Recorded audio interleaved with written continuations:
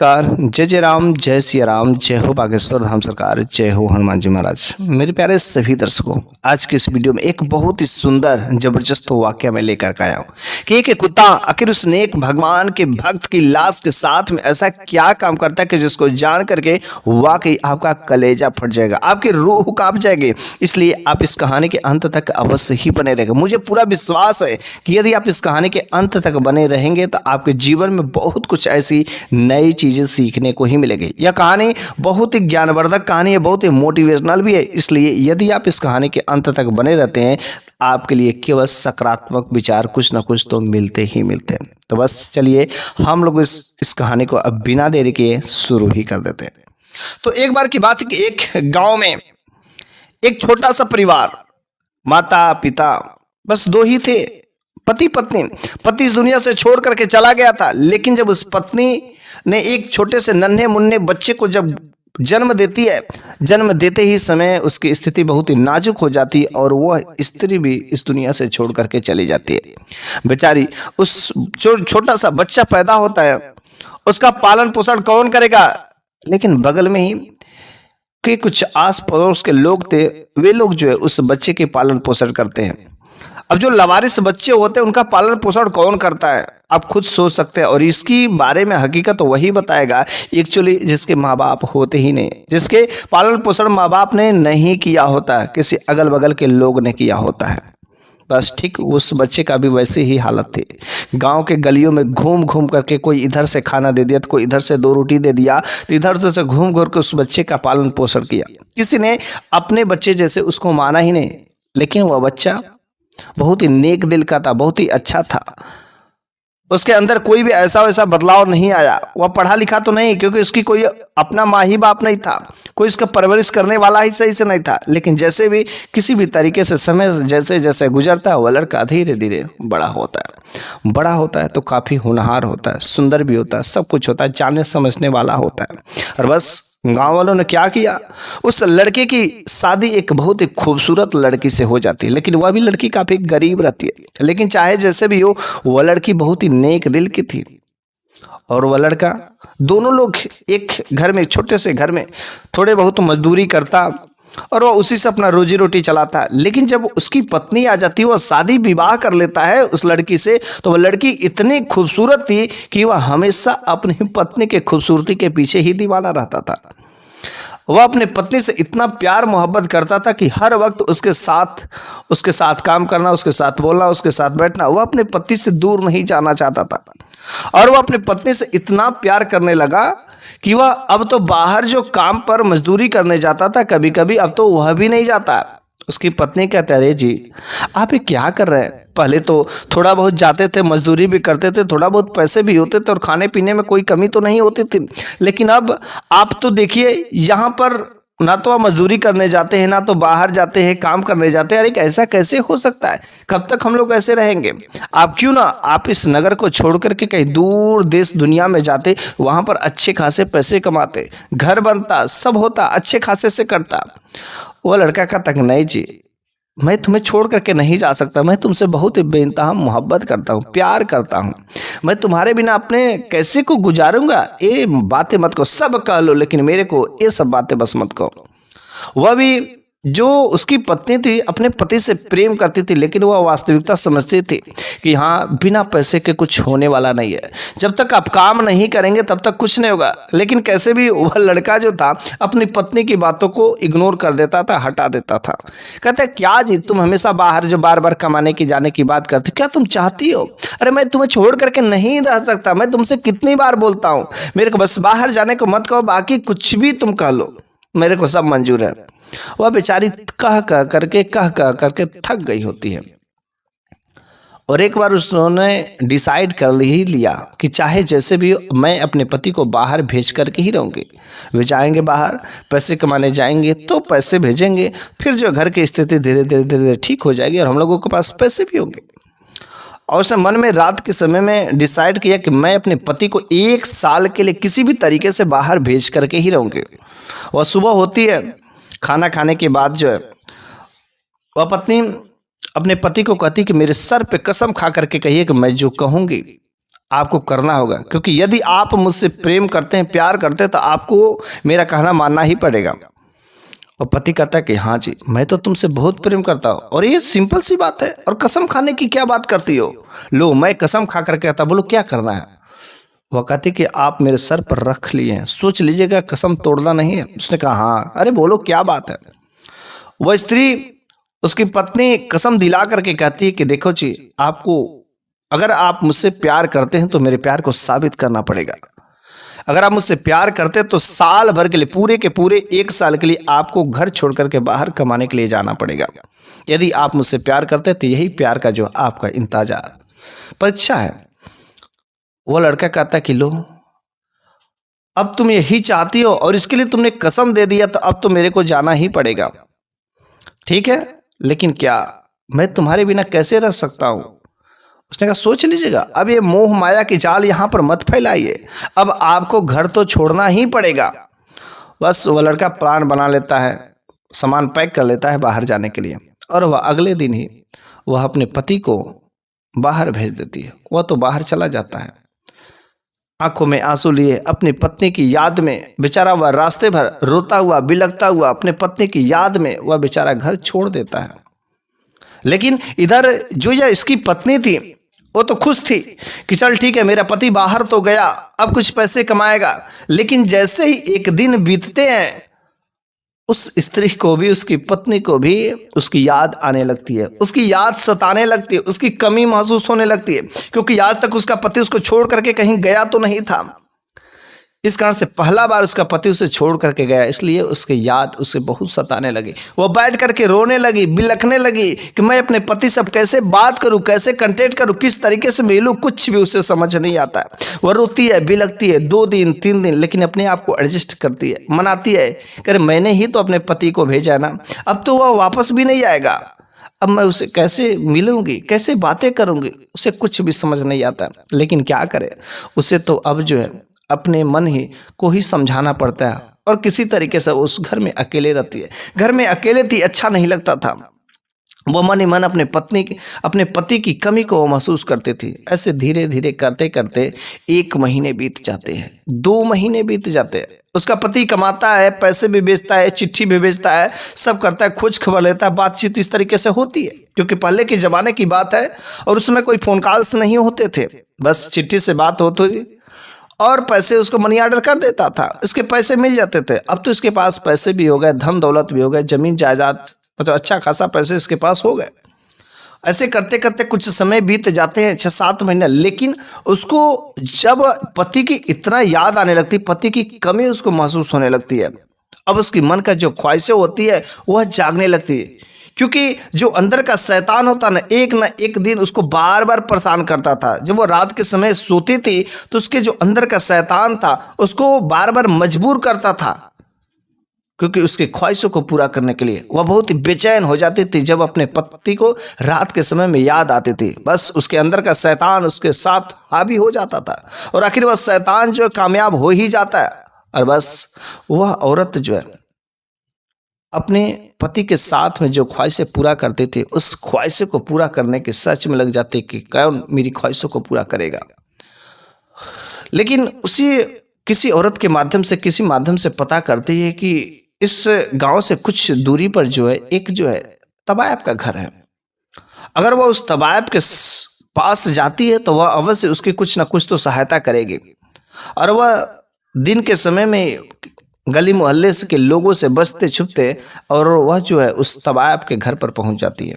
वह तबायब काफ़ी बूढ़ी हो चुकी थी। उसने कहा कि देखो जी, मैं अपने घर पर रहती हूँ, अकेले रहती हूँ, और मैंने आपके बारे में सुना है कि बहुत आप इस एरिया की मशहूर तबायब थी, और क्या आप मेरी सहायता कर सकती हैं? तो उस बूढ़ी तबायब ने कहा जी, मैंने अब तो ये सारे के सारे काम छोड़ दिए है, मैं कहाँ से किसी को पकड़ूंगी। लेकिन वह जो है उससे विनती करती है कि बस मेरी सहायता कर दीजिए, मेरे अंदर की जो ख्वाहिशें हैं ना वो बार बार मेरे को परेशान कर रही है। मेरा पति तो इस दुनिया से, जो इस शहर से मेरे पास से चला गया है, कहीं दूर चला गया है, अब वो पता नहीं कितने दिन बाद आएगा, लेकिन मेरे पति की याद, मेरे पति की जो इच्छाएं थी मेरे को मेरे पति की कमी जो महसूस हो रही है। अगर आप जो मेरी इच्छाओं को किसी भी मर्द से, किसी भी पराये मर्द से अगर पूरा करवा देती है तो मैं आपको मुंह मांगे मैं पैसा दूंगी। पैसे की परेशानी नहीं, पैसे की दिक्कतें नहीं है, वह ऊंची रकम की बात कर लेती है। वह उस बूढ़ी तवायफ को भी लालच आता है कि मैंने इतने सारे पैसे तो कितना मेहनत करने के बाद मिलते थे, और आज ये मौका दे रही है तो मेरे को बस करना क्या है, कोई भी मर्द मिलेगा बस मैं उसको ले जाकर इसके हवाले कर दूँ, मेरे को क्या करना है, बस पैसे से चाहिए। और वह उससे पैसे पर बात कर लेती है। और वह बूढ़ी तवायफ कहती कि ठीक है, मैं किसी मर्द को जो है तुम्हारे घर पर अवश्य ही भेजूंगी।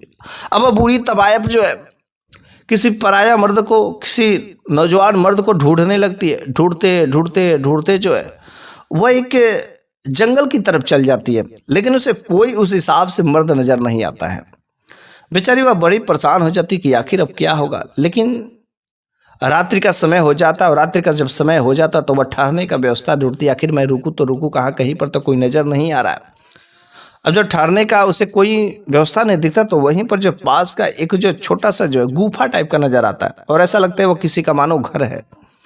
लेकिन उधर बिल्कुल ही वीरान था, बिल्कुल ही सुनसान था। लेकिन वो बूढ़ी तवायफ उस गुफा के अंदर जाती है, और उस गुफा के अंदर जब जाती तो वहां पर देखती है कि एक नौजवान शख्स वहां पर बैठा हुआ है, और ऐसा लग रहा है कि कुछ कर रहा है। उसके पीठ उसी की तरफ था और मुंह जो उसके विपरीत था। वो उसका चेहरा तो नहीं देख सकती, लेकिन उस बूढ़ी तवायफ ने कहा, अरे तुम यहां पर क्या कर रहे हो और तुम कौन हो? बस उस लड़के ने कहा कि मैं एक भगवान का भक्त हूं, मैं भगवान की पूजा पाठ कर रहा हूं, मैं भगवान की तपस्या कर रहा हूं, मेरा इस दुनिया में कोई नहीं है। मैं भी गांव में रहता था, लेकिन गांव वालों ने मेरे को धक्का मार कर वहां से निकाल दिया। मेरे पास खाने पीने को कुछ भी चीजें नहीं है, लेकिन बस मैं लास्ट में करूं तो करूं क्या। बस मैंने यही सोचा कि मैं यह भगवान की भक्ति भाव करूंगा, और बस उनका भक्ति भजन करते करते भले ही मर जाऊंगा, क्योंकि अब मेरा तो कोई है ही नहीं। मेरा कोई ना तो घर है, ना तो भूख को शांत करने के लिए कुछ तरीका है।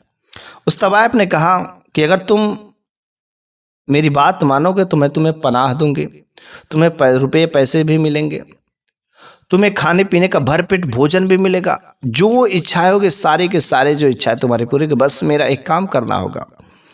वह जो है नौजवान शख्स को काफी जोर से भूख लगा हुआ था, वह अपनी भूख को शांत करना चाहता था। वह कहती कि ठीक है, तो मेरे साथ पीछे पीछे आओ। और वह जो बूढ़ी तवायफ जो उस नौजवान लड़के को लेकर के पहाड़ी को पार करते हुए आखिरकार उस महिला के घर पर पहुंची जाती है। महिला के घर पर जाती है, दरवाज़ा खटखटाती है। दरवाज़ा खटखटा करके उस नौजवान शख्स से कहती कि देखो यहीं पर जो है तुमको अपना काम करना होगा। ये जो तुम्हारी मालकिन है, और जो कहेंगी वही काम तुम्हें करना होगा। वह समझ जाता है कि हाँ, कि यहाँ पर ही कुछ हमें काम करना है, और जो ये कहेंगी वही मेरे को करना होगा। और जो भी पैसे उस बुढ़िया को देना था उस स्त्री ने दे दिया, और बस उस नौजवान शख्स से कही कि यदि आप जो यहाँ पर आ ही गए तो कृपया आप मेरे घर के अंदर जो आने की कृपा करें। और नौजवान शख्स को देखते ही वह स्त्री मोहित हो गई थी, क्योंकि वह लड़का बहुत ही खूबसूरत था, बहुत ही हैंडसम था, उसके पति से बहुत ही कई गुना बेहतर था, सुंदर था। उसकी खूबसूरती को देख करके वह स्त्री मोहित हो जाती है। और जैसे ही वह लड़का घर के अंदर आता है, बाहर की दरवाजा बंद कर देती है। जब दरवाजा बंद कर देती है तो पहले उसे भरपेट भोजन देती है। वह भोजन मांगता है और भोजन पाकर के बड़ा ही खुश होता है, और पहला बार जो भरपेट भोजन करता है। भोजन करने के बाद अब वह कहता है कि बोलिए मालकिन, अब क्या काम करना है, कौन सा काम करना है और किस काम के लिए यहाँ पर आपने मुझे को बुलाए। जो काम कहेंगी मैं सारे के सारे काम को मैं बहुत ही मन से करूँगा, क्योंकि आपने मेरे को बहुत दिनों के बाद भरपेट भोजन दिया। उस स्त्री ने कहा, रे क्या आपको उस बूढ़ी तवायफ दादी ने नहीं बताया? उसने कहा मेरे को तो कुछ नहीं बताया। बस वह स्त्री आती है और उस नौजवान शख्स के सामने सारा कपड़ा खोल करके खड़ी हो जाती है। जैसे कपड़ा खोल करके खड़ी हो जाती तो वह अपना जो है सिर दूसरे तरफ कर लेता है, अपना चेहरा दूसरी तरफ घुमा लेता है। कहता है, अरे आप मेरे सामने इस तरीके से क्या खड़ी हो जाती है? अरे क्या आपको शर्म नहीं आती है? अरे भगवान से तो डरिए। उस स्त्री ने कहा, अरे मैंने तो आपको यहाँ पर इसी काम के लिए बुलाया है। मेरा पति मुझसे दूर चला गया और मेरे को मेरे पति की कमी जो बार बार सता रही है, मेरे अंदर का शैतान जाग गया है और बस मेरी जो इच्छा है ना, मेरी जो ख्वाहिश है, बस आप मेरे को शांत करते रहिएगा। बस आप जो कहेंगे, जितने पैसे चाहिए मैं हर तरीके से मैं तैयार हूँ। उसने कहा, अरे आप एक स्त्री है और अपने पति को धोखा दे रही है। अरे आपका पति यहाँ पर नहीं देख रहा है, कोई यहाँ पर नहीं देख रहा, आप यही सोच रही है ना।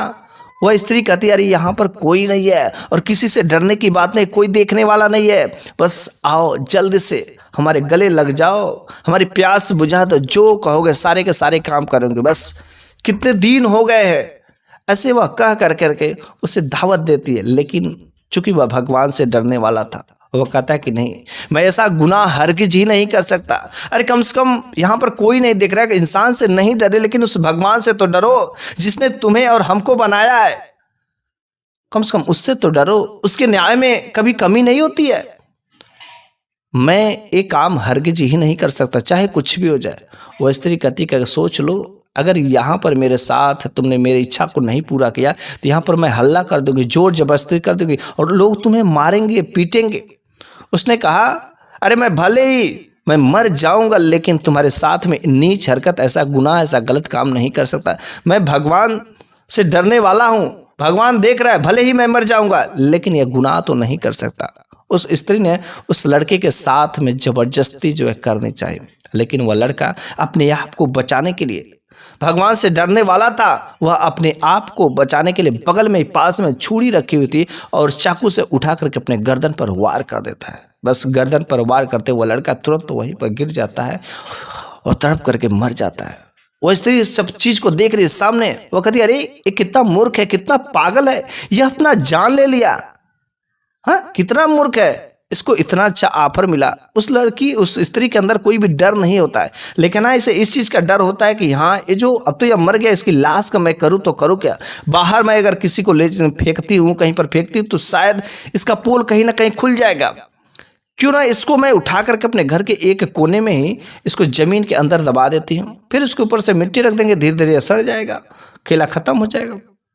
और बात वही होती है कि वह स्त्री रातों रात उस डेड बॉडी को एक बोरे में पैक करती और घर के एक कोने में रातों रात गड्ढा खोद करके उसके नीचे जो है इसको दबा देती है, बंद कर देती है, मिट्टी से ढक देती है पूरा अच्छे से। फिर जो वह सही से रहने लगती है, लेकिन अंदर ही अंदर कहीं उसे डर लगा रहता है कि आखिर इसका कोई जांच पड़ताल न करे, कोई खोज खबर नहीं लेने आए, नहीं तो बहुत ही अजब होगा। लेकिन कोई उसका खोज खबर नहीं लेने वाला होता, क्योंकि वह भी लड़का एक लावारिस ही था। उसका कोई माँ बाप नहीं था, कोई अपना था ही नहीं, तो खोजे कौन। वह तो बूढ़ी दादी काम करके चली गई थी, वो तो समझती थी कि बस वह तो औरत अपना काम करी, वो तो वहां से चली गई, कोई खोज खबर नहीं लेने वाला। बस कुछ ही दिन बीतते हैं कि घर का दरवाजा खटखटाता है और वह कहती के अंदर से बोलती, करे कौन है दरवाजे पर। वो कहता है कि मैं तुम्हारा पति हूँ और देख मैं आज तेरे पास आ गया। अरे पूरे के पूरे साल पूरे हो गए, मैंने तो तुम्हारे पास इतने सारे पैसे भी भेजे और तुम मेरे को पहचानती नहीं। अरे मैं तुम्हारा पति हूँ। जैसे वह कहता कि मैं तुम्हारा पति हूँ, सुन करके उसका खुशी से फूला ना समाया जाता, वो भगी भगी दौड़ी दौड़ी जाती है और घर का दरवाजा खोलती है। घर का दरवाजा खोलते ही वह अपने पति को जब सामने देखती तो बहुत ही खुश होती, अपने पति से गले लिपट जाती है और रोती है, बिलखती है। और जो कुछ भी उसकी कमी थी, ख्वाहिशें थी, अब सोचती कि बस अब तो मेरा पति आ गया, अब मेरे को किसी चीज़ की कोई टेंशन नहीं है, बस अब तो मेरे प्यार में जो कुछ भी था अब मैं कभी दूर जाने ही नहीं दूंगी। वह भी दोनों मिलकर के बहुत ही खुश होते। लेकिन उसका पति अपने साथ में एक कुत्ता लेकर के आया था। उसने कहा, अरे तुम बहुत ही घर में अकेले रहती हो, तनहा तनहा रहती हो, और जब मैं घर से बाहर चला जाऊंगा कुछ काम करने के लिए तो तुम घर में अकेली बैठी रहोगी, इसलिए मैंने इस कुत्ते को लाया है, इस कुत्ते के साथ में तुम्हारा अच्छे से टाइम पास हो जाएगा। उसने कहा, हाँ जी, मैं घर में बैठी बैठी बोर हो जाती थी और मैं तो अपने आपके याद में यहाँ पर बैठ करके रोती थी, लेकिन मैं करूँ तो करूँ क्या। लेकिन आपने अच्छा काम किया इस कुत्ते को पास में मेरे ला करके। बस इस तरीके से उन लोगों का घर ठीक ठाक चल रहा था। 2 दिन 3 दिन 4 दिन बीत जाते और एक दिन उसकी पत्नी किसी काम से घर से बाहर गई थी। जब उसका पत्नी उसके काम से घर से बाहर गए थे तो उसका कुत्ता मालिक के पास में बैठा हुआ था। लेकिन अचानक वह कुत्ता उठता है और घर के उस कोने में जाता है और वहां पर लगता है मिट्टियों को खोदने, और वह उसका मालिक वहाँ पर बैठा देख रहा है कि आखिर ये कुत्ता वहाँ पर खुदाई क्यों कर रहा है, उसे कुछ समझ नहीं। तो वहाँ से उसको डांटता है, बोलता है, लेकिन वो कुत्ता वहाँ से हटता नहीं। दूसरा से मिट्टी जोर से खोदता है, हटाता है, और काफ़ी मिट्टी जब हटा देता है तो वहाँ पर जो एक बोरिया उसे गट्ठर दिखाई देता है, और वो उस गट्ठर को जो वहाँ से निकालने की कोशिश करता है। मालिक को पता चलता है कि शायद कुत्ता ने कुछ पाया है, और वहाँ पर थोड़ा चल करके हम देखते हैं। तो वहाँ पर जब वो मालिक उसका वहाँ पर पहुँचता है तो देख करके दंग रह जाता है, हैरान रह जाता है कि इसके अंदर तो एक डेड बॉडी पड़ी हुई जो बोरी में पैक करके रखी हुई। उसको वह निकालता है और घर के अंदर सामने रख देता है। जब उसकी पत्नी बाहर से जब घर में आती है तो उसकी पत्नी तो उस लाश को देखकर उसकी रूह कांप जाती है। अरे हाय रे, ये क्या हो गया, अरे ये कैसे बाहर आ गया। वो समझ गए कि यह कुत्ता ने जासूसी का काम किया है, अब तो मेरी वाट लग गई, अब तो मेरी पोल खुल गई। वह नौजवान शख्स, उसका पति, तो उसके बारे में नहीं जानता था कि यह कौन है, लेकिन उसने अपने पत्नी को धमकाया, मारने की धमकी दी। कहा कि अगर तुम इसके बारे में सच सच नहीं बताओगे तो सोच लेना मैं तुम्हें ऐसे ही जिंदा गाड़ दूंगा, जमीन में तड़प तड़प के मर जाओगे। वह स्त्री, उसकी पत्नी, जो अपने पति से बहुत ही प्यार करती थी और अपने पति की कमी के कारण जो ऐसा ऐसा गलत काम उठाई, उसने सारा का सारा सच जो खोल दिया, 1% भी झूठ नहीं बोली। लेकिन वह जो पति कहता, कह रही मैं तुमसे इतना प्यार करता था, मैं वहाँ पर हर पल जो तुम्हें याद करता था, लेकिन मैंने तुम्हारे साथ में कोई धोखाधड़ी नहीं की, मैंने किसी स्त्री के बारे में, पराई स्त्री के बारे में सोची भी नहीं, और तुम हो कि यहाँ पर मेरी गैर मौजूदगी में तुम किसी पराया मर्द के साथ जो ऐसा गुनाह करने के लिए तैयार हो गई थी। अरे भला तुमने नहीं किया। इस नेक शख्स जो अपने आप को भगवान से डरने वाला मानता था, इसने तो अपने आप को ही मार दिया, लेकिन ऐसा गुनाह करने से नहीं किया। और तुम सोचो कितनी नीच हरकत हो। अरे इससे भला अच्छा है कि मैं बिना एक पत्नी कह रही, मैं आज के बाद मैं तुमको अपने घर में अपने साथ में नहीं रख सकती हूँ। और बस उसका तो भांडा खुट ही गया था, और वो फाइनली वह मर्द, वह लड़का अपनी पत्नी को जो है तलाक दे देता है, उसे घर से बाहर निकाल देता है। और फिर वह जो है जा करके बाहर की दुनिया में फिर से कमाना शुरू कर देता है। और कुछ दिनों के बाद फिर से उसकी स्थिति सही होती है और वह एक विवाह कर लेता है। विवाह करने के बाद फिर से वह अपनी स्त्री को कभी वह बाहर अकेला नहीं छोड़ता है, क्योंकि स्त्रियों पर कोई भरोसा नहीं होता है। जब उनकी कमी होती है तो वह किसी न किसी मर्द के साथ में शायद संबंध बना ही लेती हैं। इसलिए हमें आजकल के समय में हमें अपने स्त्रियों पर बहुत ज़्यादा, कभी भी कोई महिला पर ज़्यादा विश्वास नहीं करना चाहिए, ज़्यादा भरोसा नहीं करना चाहिए। वह कभी भी किसी समय भी मुँह काला करा सकती है। और वैसे आज की जो ये कहानी थी यहीं पर समाप्त हो जाती है कि किस तरीके से एक भगवान के भक्त ने अपने आप को गुनाह करने के लिए बचाता है। गुनाह करना सोचो कितनी बड़ा जुर्म है, किससे बेहतर मर जाना है। मतलब किसी पराया मर्द के साथ में, किसी पराई स्त्री के साथ में गुनाह करना से कितना जायज है और कितना नाजायज है, ये शायद आपको इस कहानी के माध्यम से पता चल गया होगा। बस आज की ये कहानी तो यहीं पर समाप्त हो जाती है, लेकिन अगले वीडियो में फिर से एक नई शानदार कहानी के साथ में लेकर के हाजिर हूँगा। तब तक के लिए धन्यवाद।